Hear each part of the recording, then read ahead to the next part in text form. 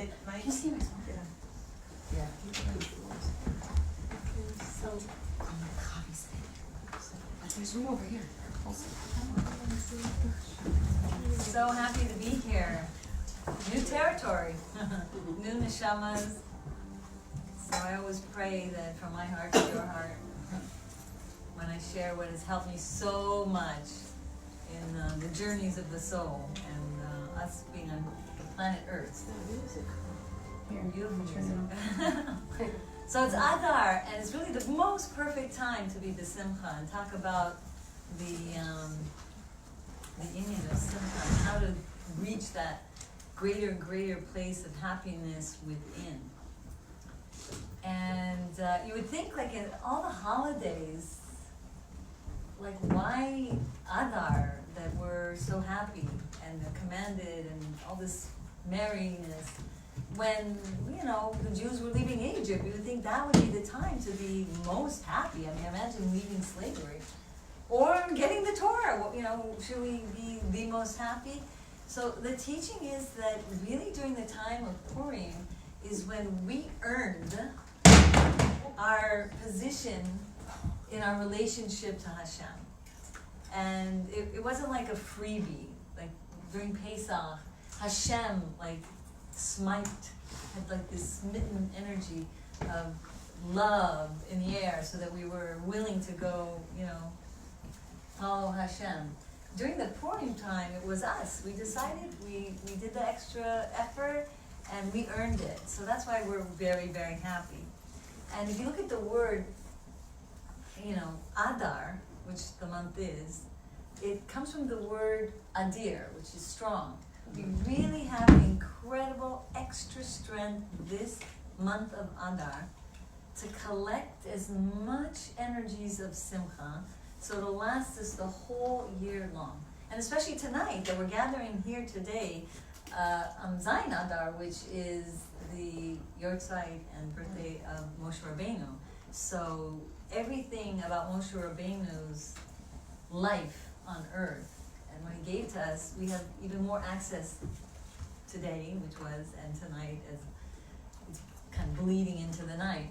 So it's incredibly powerful time to make the efforts and get to that place of Simcha. So what can we do? You know, it's all around us, and we're going to try our best to get it. And hopefully tonight we're going to try to analyze certain things that we can do daily to upgrade our Simcha. Because we know to maximize the most blessings in our life, the ticket to everything is Simcha. When you have Simcha, when you are in a joyful mood, then God is aroused and He is joyful. You know the example, all the kids are happy. Oh my gosh, all of a sudden you're in a happy mood. Yeah, let's go for ice cream. Oh yeah, let's do that. They're getting along, you're happy. And so you're just gracious and you're giving and you're just in a good mood. So when we are in a good mood, it literally arouses God's good mood and He's more giving. And in the word Simcha, in short, gives us a lot of secrets of how to get there. Simcha comes from a base letter of macha, which means erase. What are we erasing? Our limited mindsets. What are we erasing? The looking back that can really choke us with the panic and energies of, oh, I should have done it this way, and why didn't I do it that way? And the teaching is when the Jewish people were in that experience of being saved from, when Avram was being saved from Sodom and Gomorrah, he said, don't look back, you're going to become a pillar of salt. And Lot's wife looked back. It was really a message for us. We can't look back because otherwise we become bitter. So when we erase the past, then we can have more happiness. Because what was done was done. I did the best that I could with the tools at the time. And for whatever reason, I may not have seen a better way to handle it or a better way to manage it. I'm not going to bury myself in the past. Macha will lead to simcha when we erase it. Macha also the future, because the future is unknown. What will be can also paralyze us in living the present moment of what, yes, is going right in my life. So, simcha is to erase our ego, our self-absorption of why I didn't, what will be. Also, simcha has the connotation of the word machshava. Machshava is chashav ma, which means to think of myself as a what? Meaning, the more I just let go and let God, the more I remove myself from all equations that I can't really wrap my mind around, and just trust that Hashem is my Father in Shamayim and He's going to help me every step of the way, the more I have that thought, then I have simcha. We are taught that thoughts create emotions. Emotions create reactions or inactions. So when we get in this habit of training our mind with these types of thoughts, then what happens is we have good thoughts streaming in, and good, healthy thoughts will lead to good, healthy emotions, like happiness. And then when we have these good, healthy emotions, we're more expansive, we're more giving, we're more the true self. And this idea comes during Purim time, because what are we doing? We're putting a mask on, which is representing, I'm going to cover myself. It's not about me. I'm going to mask my inability of understanding the ways of Hashem. I'm going to mask the almost obsession of wanting to know it all and figure it all by myself. And again, let go and let God. The more I humble myself, that my limited intellect cannot fathom the ways of Hashem, then the more my mind is free. Because if you really think about the whole experience of Purim, the whole experience of Esther Malka getting to that place of victory, it all started with Mordechai prodding her to do the right moves. Esther represents the soul. Mordechai represents the Jew that is connected to the Torah. So Mordechai is the Torah that kind of guides Esther, the Jewish neshama, to say, Enod Milvado, that it's all Hashem, that everything is Hashem, everything is one with Hashem. The whole experience of not knowing the difference between Mordechai and Haman is also the experience of letting go of my vision of things and making everything equal. Remember the Baal Shem Tov's teachings? Shiviti Hashem lenegdi tami, which means, well, God is always before me, but a deeper teaching is, Shiviti is the word for equal. I make everything equal in my mind. A parking ticket or no parking ticket. Health or no health. Mordechai, Haman, I don't know the difference. It's all from Hashem and it's all good. My eyes may not have the Baal Shem Tov glasses to see that it's really coming from such a holy place, but I let go. I say, I'm going to train my mind not to know the difference between Mordechai and Haman, and I'm going to say, if this happened, this is good. I can't see the good. It doesn't look revealed good.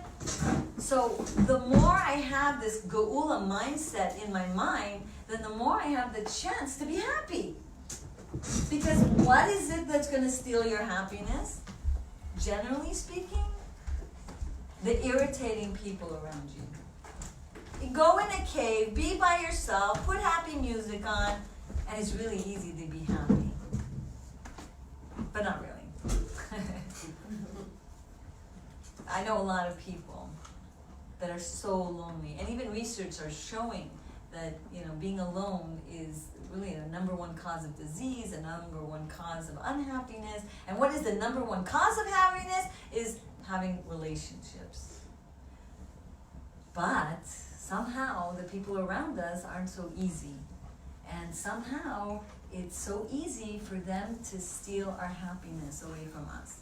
Somehow you can be so happy 1 minute, and that one word that other person said just snatched your happiness. Or that one look, or that one closed door, and the person not paying attention to you can steal your happiness away. So when these things happen, we have to kind of like have a radar and say, for whatever reason, God made me hear this, and for whatever reason, who knows, maybe it's a tikkun from a gilgul that I had with my previous lifetime with this person. Maybe it's gonna squeeze the best out of me to work harder, not to be enslaved by them. Because an experience like that, and you feel your heart palpitating, you're crying, or you're upset, or you're worried, whatever it is, it's like showing you can do a little more work to become disentangled by their unnerving personality or unnerving behavior that they just showed you. So to have this kind of freedom from being enslaved by others comes from macham. Because you see that everything Hashem does is equal in your eyes. And you might not believe it really, and it might be like forced, but you train yourself. You keep going to that brain gym and saying to yourself, I don't know why Hashem is putting me through this, but I'm going to make it like as if Haman is Mordechai and Mordechai is Haman. It's very interesting. There's a story of Avraham Avinu, and he was thrown into this pit, and they were going to burn him, and a huge miracle happened. And the reason why this miracle happened is because of his faith. Interesting, the Rebbe actually pointed out that he deserved this miracle, but it was very interesting how the miracle happened. There was fire, which Hashem could have chosen go and no fire, but he purposely made the fire stay there. He purposely made the fire burn the ropes, but it didn't burn him. Why? Why such a miracle?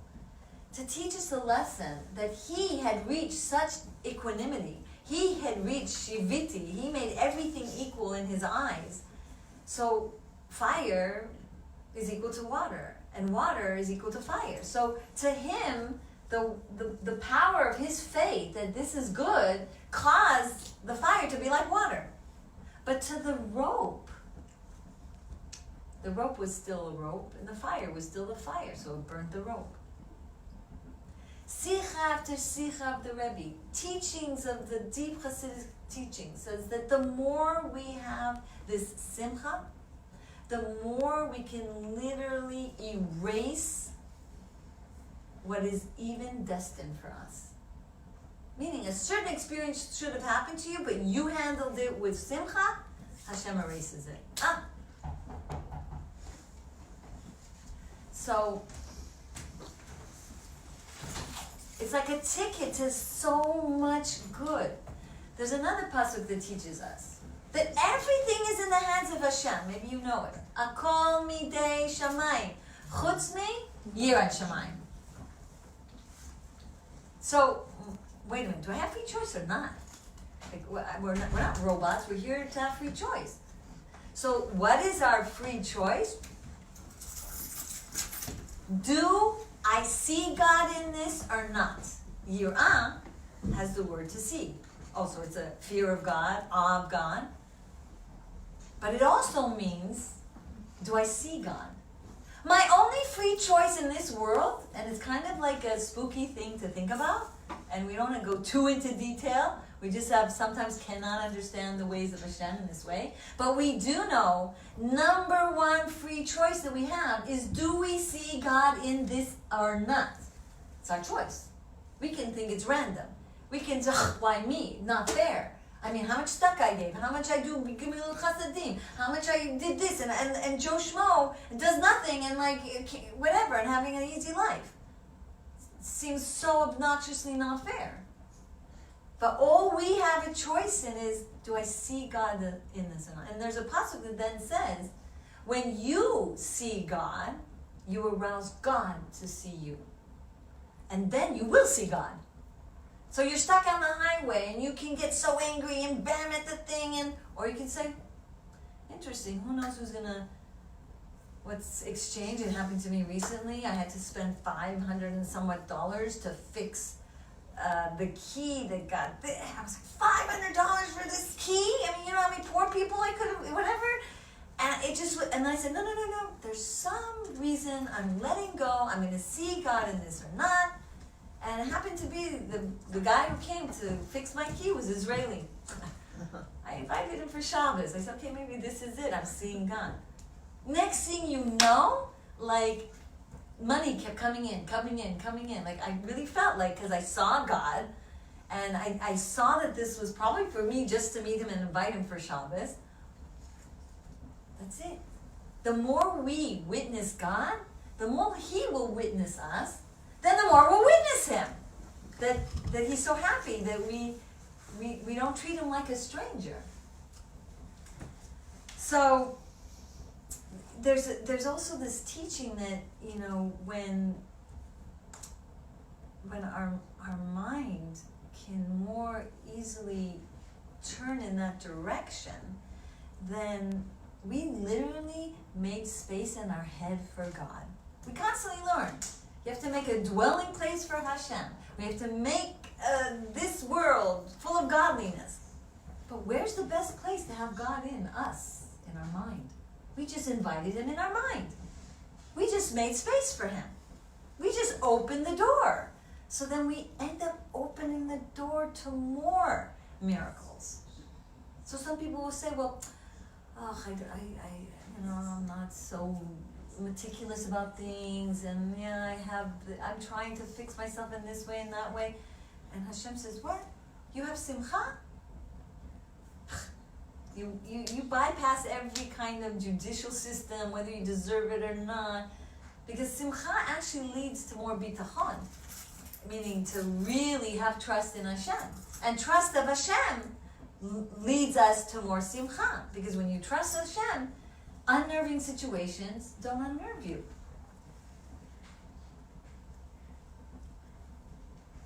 So when God is more in your mind, especially if you're learning Torah, especially if you're praying and you're meditating, negative energies cannot come and dominate you.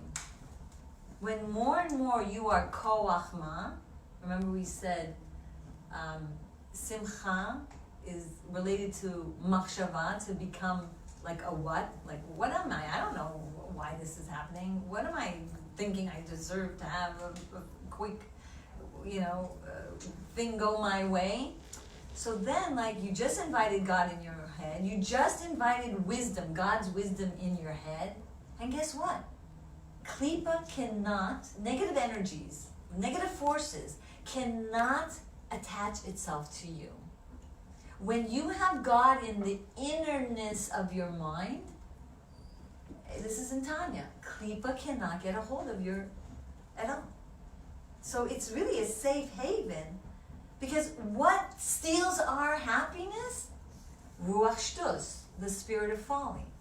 What steals our happiness? When we're thinking depressing thoughts. And this comes from the other side of holiness that wants to tackle us down. And then, what happens next when it does connect to us in this way?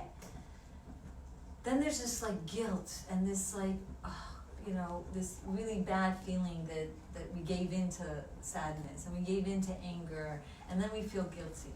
And then we're like, can't even live in our own skin. It's just so hard. So then we end up wanting to escape. Some people escape in shopping. Some people escape overeating. Some people escape in addictions of all kinds of things because they can't handle that negative energy that's kind of glued to them. So the more we invite this godly energy of simcha, by erasing ourselves, by saying, I'm going to put a mask on What was myself. I'm sorry, just for a second. Yeah. So it was the first point that you made was macha was not only to erase your preconceived notions. Right, because machshava comes from the word chashav, Right. ma, meaning if I am very self-absorbed, I'm going to say, I know it should have been that way, and I. But if I erase and make my thoughts like a what, I know better than God, then that leads to just an open vessel of not only being able to have inner peace and not only able to just be happy even, then that invites Hashem's joy into our lives, and then we'll see Hashem more and more and more, because we just invited our mind with these mindsets. So then that's drawing God into our mind, and it's sometimes not so easy, and we're human, and it's a process till we more and more get into that like mindset. You know, I remember once talking to someone, and they said, you know, like you take a B6 and a B12 pill, so it's like even if just for like be a Bainadi for 2 seconds, like 6 seconds, 12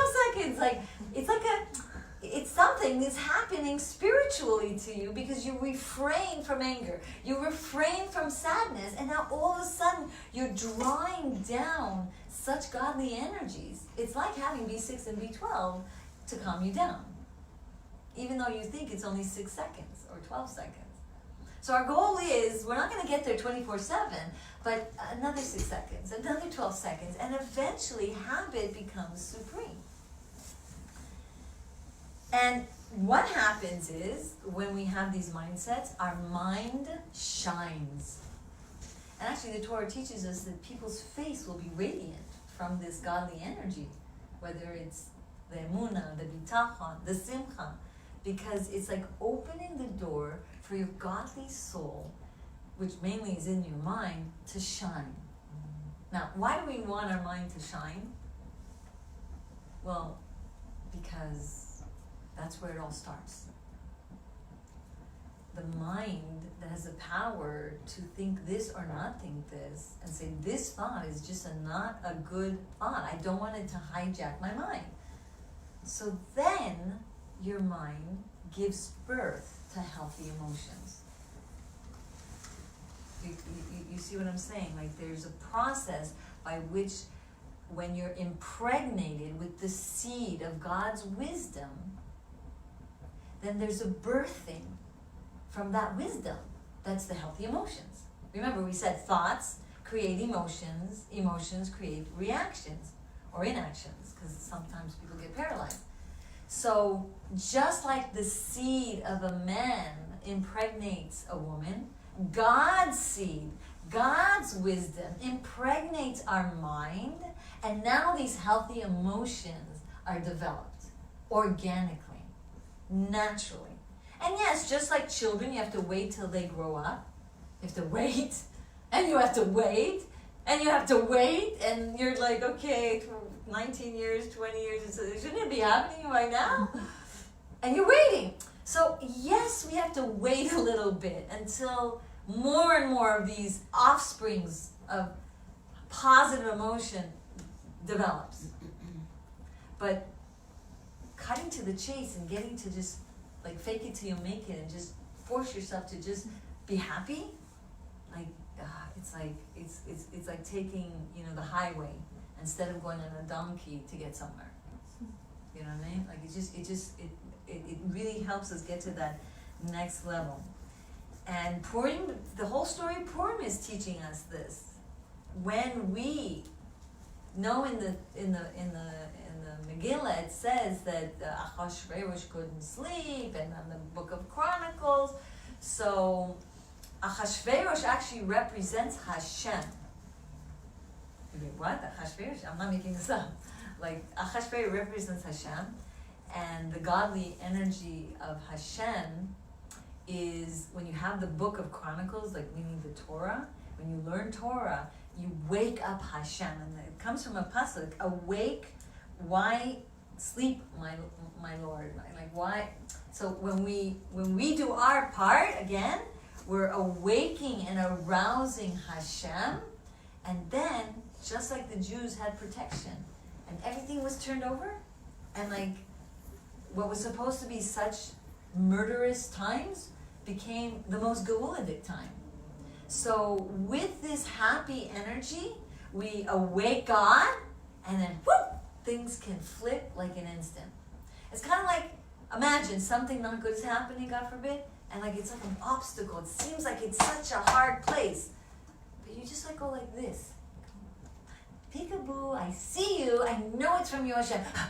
But on the one hand, you're like anxious and you're trying so hard, but just a little. I see you. That's my only choice. My call me de shamayim chutz me yirat shamayim. My only choice is to see you, Hashem. Even though I can't. I'll try to put the Baal Shem Tov's glasses on to see it, but I'll fake it. I'll try to make it. Even as you're going through like two opposite emotions. But then the Tanya teaches us that challenge gets kind of zapped into the supernal chamber of concealment, never to bother you again. The way Purim happened. The Jewish children were studying Torah. They said, this is from Hashem. Let's all do tshuva. And they did it with conviction. They did it with simcha. They saw Hashem in this. And that's how things turned around and flipped over. Oops. Not time to sleep. So,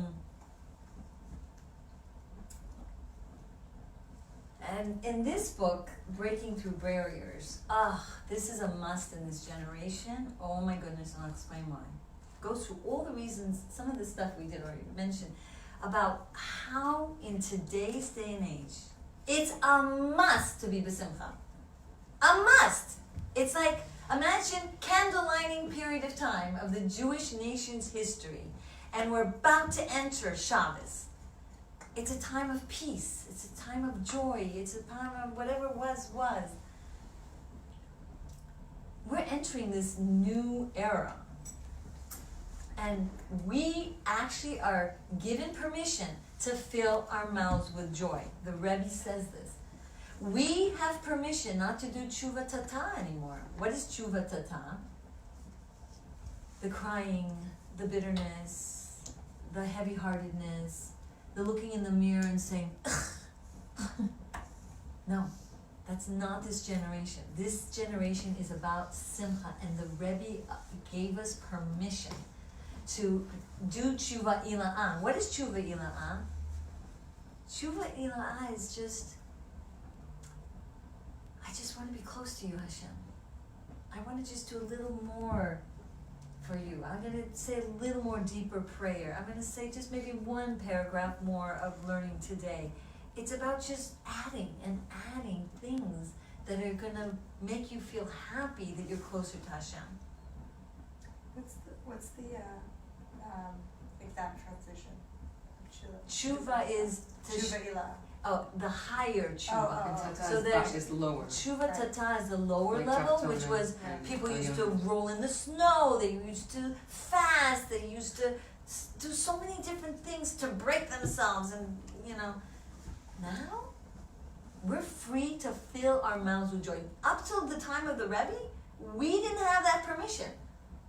And before it was simcha to bring the geula, and that was very important as a catalyst. Like us being more b'simcha will bring the eminence of Mashiach faster.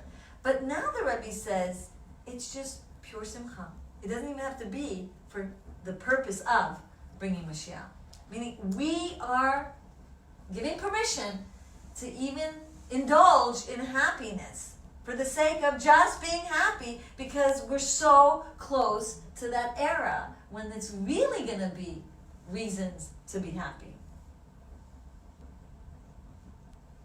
And so there's a teaching in this book, and it says that The needs of your people are numerous because of their understanding is scant.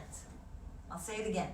The needs of your people are numerous because their understanding is scant. What happens most of the time why people aren't happy? Oh, I don't have this. Oh, if I had a job. Or I don't have children. Or there was a story of a woman, she didn't have children. And the woman was always happy. There was like, I mean, I know I didn't have children for 8 years. Not easy. So when I read this story, I'm like, it just made so much sense. She said, what? Of course I have to be happy. Have no children and to be sad. So like our mentality, when the more and more our needs are not going to be so great, because when we have more broad-mindedness, when we really have these new, healthy, happy mindsets, then what happens is our needs are not so great. And someone who has this broad-mindedness, it says, that, and they will be good-hearted. Again, when you have a strong, sturdy mind, you're going to have a strong, sturdy heart. And the heart that's not anxious, and the heart that's not going in a state of depression. Strong mind, strong heart. Moach now has the power, the mind has the power to sholet al halev. So now your heart is good. And what is a good-hearted person doing? Celebrating all the time. So the celebration is coming from whatever Hashem gives me. Because my mind is not limited. When my mind is so expansive and believes in miracles, and believes Hashem is my Father, and believes that my simcha can erase everything, believes that my handling this situation gives me the power to diminish its power. There was a teaching that says that tears break down the doors of heaven. How much more so happiness demolishes those doors. So whatever we're going through, and we want to take it to the maximum protection, and the maximum Yeshuas, and the maximum way of nahafochu, like Purim, simcha is the way. Now again, it's about brain training. A mushy mind that's really flabby, because the mind is a muscle, it's not going to be so easy to choose which thought you want.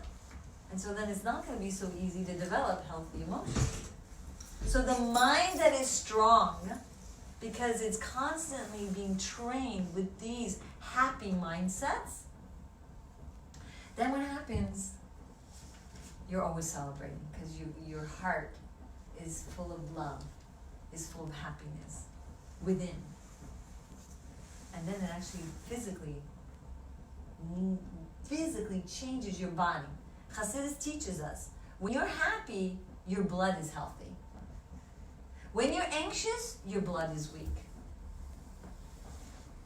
When you're happy, your brain gets bigger. You know, the whole story, someone was so happy they can put, no, we're not going to gain pounds here. don't sue me. We'll be happy and we won't be like that expanding person from the bones getting bigger. There is in the Torah teaching, and also a Rebbe story. Yeah. But you know, because when it's really an opposite. When you're constricted and annoyed, and so your body is so tight that it holds on to everything. But when you're relaxed, because you're happy, then everything's flowing. Your digestion works. The blood is healthy. You know, sometimes people run to the doctor and they have anxiety, or they have depression, or they have, you know, oh, well, your thyroids are off. That's why. Maybe not. Maybe you're not happy. And because you're not happy, your blood is off. So the chicken or the egg. I'm not saying all cases. But we have to be co-creators in keeping ourselves healthy and happy. That's the name of my new book. It's not here yet. It was like a day away. It's coming tomorrow. But the new marriage book, which, you know, a lot of times we might have relatives that are having maybe, or we know people that are not so religious, or they're not interested in the Jewish philosophy of marriage. So I converted this book, user-friendly, for everyone, even goyim, and it has the 7 Noach laws and how to like live a godly life, please God in your marriage. So we're trying so hard to not be narrow-minded. Narrow-minded means you can only see it in one way and it doesn't look good. And it's just too constricting. Broad-minded is, well, maybe not. I don't know, I'm not God. If I knew, like, I would be God. So, like, I'm not God. It's okay. But at least I have a ticket and I'm going to maximize my chances to help me get out of this way. And we have to, like, go peekaboo. I see you, even though it's hard.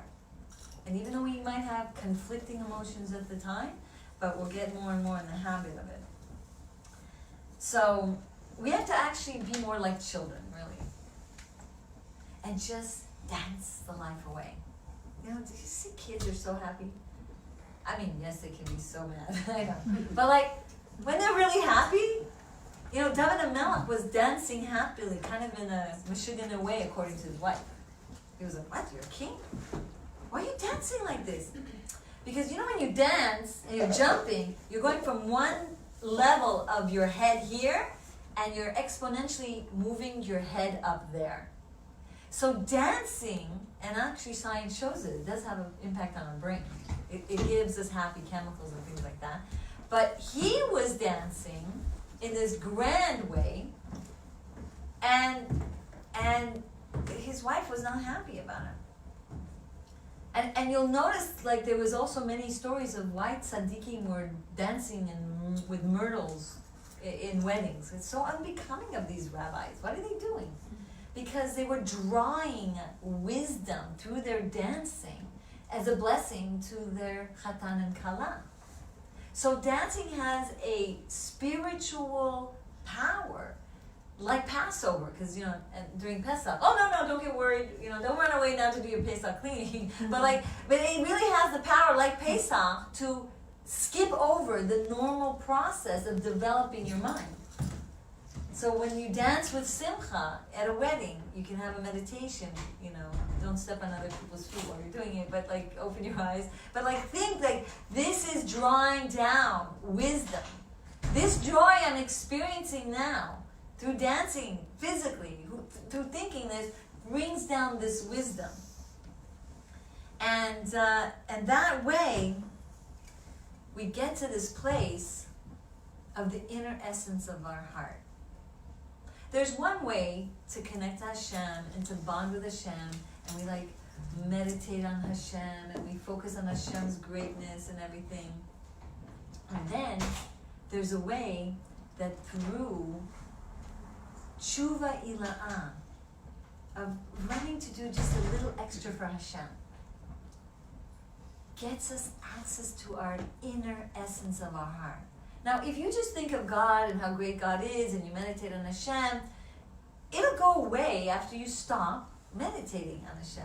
It's kind of not as everlasting compared to when you just do one deed to get closer to Hashem.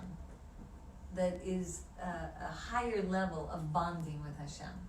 And for whatever reason, yes, our mind is attached to Hashem, and this amazing love of Hashem develops, but the deeper love of Hashem that's more everlasting is when we just with joy get closer to Hashem. So I know it is getting late, but I really, really, really,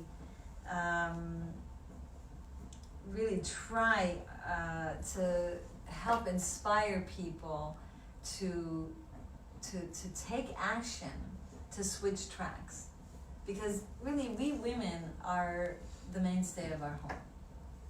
We're like the main, conductor. Da da da da, da da da, and like we have to make some music out of it. It's not sounding very good. It's just chaos. But if we're in a chaotic state, oh my gosh, that is just going to be bad news. Not going to be music in our home. But if we are joyful, bring a little humor into things, bring a little laughter into things. Then what happens? It's contagious. They feel our happiness. God gets contagious, and not from the corona. It's from something good. We don't have to like kill that word ever again. Just, oh, no, contagious, you want to get out of it. No, it really makes the whole home feel happy and vibrant. And wow, you just can't even imagine, the power that we have to erase all the energies around us. There's a story, actually a Breslov story, and there was a famous song. I love that song. And the story was that there's this like person in the chair in a wedding, and he's just like not looking good. He's just not happy. He's just like moody, kind of looking whatever on face, and like everybody notices, like they got to do something about this.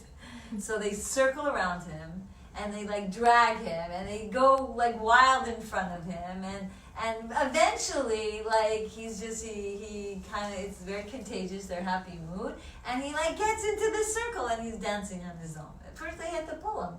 So this is our Yetzer Hara. He's sitting there. He wants us to be moody. He wants us to be in a bad mood, and we have to drag him to be happy. And like convince him, like, this is good for us. You see, Tahara, we'll have blessings. God will see us more. There's just going to be so much more mind shining. There's going to be an impregnation of holy, positive emotions. My whole house will be like an incredible orchestra of beautiful music, because I'm tapping into the beat of Simcha. And sometimes you have to fake it till you make it, and just do it. And other times you have to like do the brain training. Like visualize yourself happy. Visualize yourself, the child is cranky, they're fighting, and like people are suffering post-traumatic stress disorders. We women go through post-traumatic stress disorder. It's a war. They're fighting, they're going, your stomach is on knots, it's your precious baby, this older one is knocking them down. This is 24/7. And if we don't have that inner peace inside of us, that's it. We're post-traumatic. So sometimes you have to train in your head. Look at yourself in the mirror. See how gorgeous you look when you're happy. See the light of your face shine and visualize it. Maybe every morning when you wake up. How many of us, it's 5 minutes, 10 minutes, I didn't go, right? I have to go. But did you really say Modani? Did you really spend the time to be grateful and thankful? Like I have another day? And then visualize yourself how my day is going to be. I'm going to be like calm. I'm going to be happy. I'm going to be stoic, able to handle it. And I'm going to see all the harried situations, but I'm like, honey, darling.